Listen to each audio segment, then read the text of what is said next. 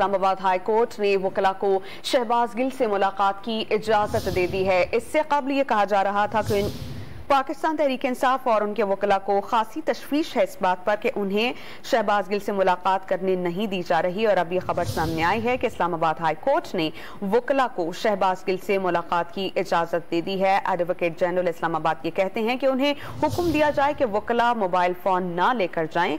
Advocate general Islamabad ने कहा कि हमें खदशा है कि ये कहीं उन्हें खुद ही कुछ ना कर दें। शहबाज गिल पर तशद्दुद, इस्लामाबाद हाई कोर्ट ने पीर तक पुलिस से रिपोर्ट तलब कर ली है। इस्लामाबाद हाई कोर्ट का यह कहना है कि आज इस्लामाबाद पीर तक रिपोर्ट अदालत में पेश करें। हमारे साथ मौजूद हैं डॉन न्यूज़ के नुमाइंदे ताहिर नसीर, उनसे जानते हैं। ताहिर, बताइएगा, शहबाज गिल को वकला से मिलने की इजाजत दी जा रही है, क्या उन्हें तानवीर से मिलने की भी इजाजत दी गई है? देखिए, इसमें तो जो आज दरख्वास्त थी उसमें जो वकला पेश हुए थे उन्होंने कहा जी कि हमें मिलने भी नहीं दिया जा रहा है, जिसके बाद इस्लामाबाद हाई कोर्ट के कायम मकाम चीफ जस्टिस ने शहबाज गिल के वकला को सिर्फ उनसे मिलने की इजाजत दी है।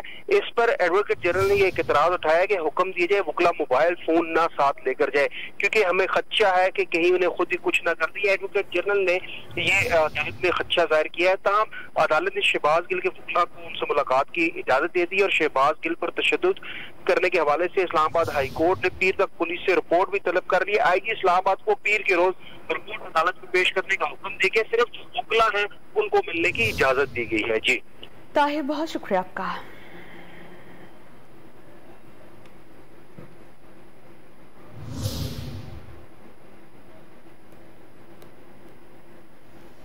इस्लामाबाद हाई कोर्ट ने वकला को शहबाज गिल से मुलाकात की इजाजत दे दी है। Advocate general Islamabad high court का कहना है कि उन्हें यह हुक्म दिया जाए कि वकला मोबाइल फोन लेकर ना जाएं।